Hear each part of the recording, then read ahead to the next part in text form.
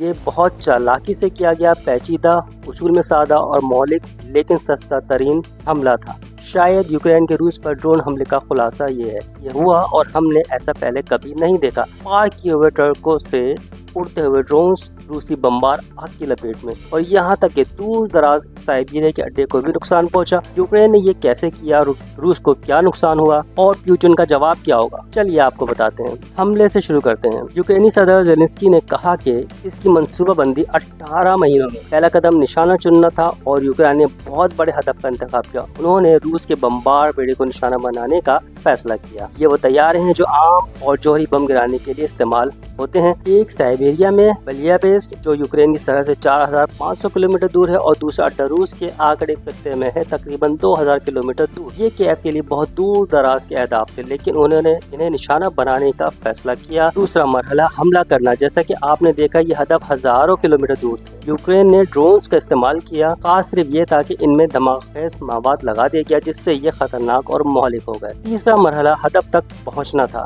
اس کے لیے یوکرین نے ڈرونز کو روس میں اسمگل کیا، پھر خصوصی لکڑی کے ڈبوں کو بھیجا۔ جب ڈرونز اور ڈبے روس میں پہنچ گئے تو انہوں نے انہیں اکٹھا کیا اور ٹرکوں میں لاد دیا گیا۔ یہ معمول سا کام لگ رہا تھا، اس لیے کسی کو شک نہیں ہوا۔ یہ ٹرک اڈوں کے قریب پہنچے اور پھر حملہ شروع ہوا۔ یوکرین نے ریموٹ کنٹرول سے ڈبے کھولے، ڈرونز باہر نکل کر اڑ گئے۔ کل 117 ڈرونز استعمال ہوئے، ہر ایک کو پائلٹ کنٹرول کر رہا تھا۔ روس کے مطابق کچھ طیارے آگ کی لپیٹ میں آ گئے لیکن انہوں نے تعداد نہیں بتائی۔ یوکرین کا دعویٰ ہے کہ کم از کم 40 روسی جنگی طیارے تباہ ہوئے جو روس کے بمبار بیڑے کا 34% حصہ ہے۔ اگر یہ سچ ہے تو یہ روس کے لیے بہت بڑا جھٹکا ہے۔ اب سوال یہ ہے کہ روس کا رد عمل کیا ہوگا۔ زیادہ امکان یہ ہے کہ پیوٹن زمین پر جارحیت بڑھائیں گے۔ وہ پہلے ہی مارچ میں 240 مربع کلومیٹر، اپریل میں 379 مربع کلومیٹر اور مئی میں 57 مربع کلومیٹر یوکرینی علاقہ فتح کر چکے ہیں۔ اب خارکوف کی طرف پیش قدمی ہو رہی ہے۔ زیلنسکی کا کہنا ہے کہ قریب 50,000 روسی فوجی جمع ہو چکے ہیں جس سے بڑے پیمانے پر حملے کا اشارہ ملتا ہے، لیکن پیوٹن کو صرف یہ کافی نہیں لگے گا۔ انہیں ایک واضح اور اثر انگیز جوابی کارروائی کی ضرورت ہوگی، جیسے میزائل حملے یا ہائپرسونک میزائل کا استعمال۔ اسی دوران امن مذاکرات بھی جاری ہیں۔ روس اور یوکرین کی ٹیمیں استنبول میں مل چکی ہیں۔ دونوں فریقوں نے زخمی فوجیوں اور لاشوں کے تبادلے پر اتفاق کیا ہے لیکن جنگ بندی کے معاملے پر اختلاف ہے۔ یوکرین غیر مشروط جنگ بندی چاہتا ہے جبکہ روس صرف 2-3 دن کی جنگ بندی پر راضی ہے۔ حملہ یوکرین کے لیے ایک بڑی فوجی کامیابی تھی لیکن یہ جنگ کا توازن بدل دے گا ایسا شاید نہیں ہے۔ روس اب بھی یوکرین کے 20% علاقے پر قابض ہے اور اس کے پاس زیادہ ہتھیار اور صبر ہے۔ اس طرح کے چالاک حملے اس صورتحال کو نہیں بدل سکتے۔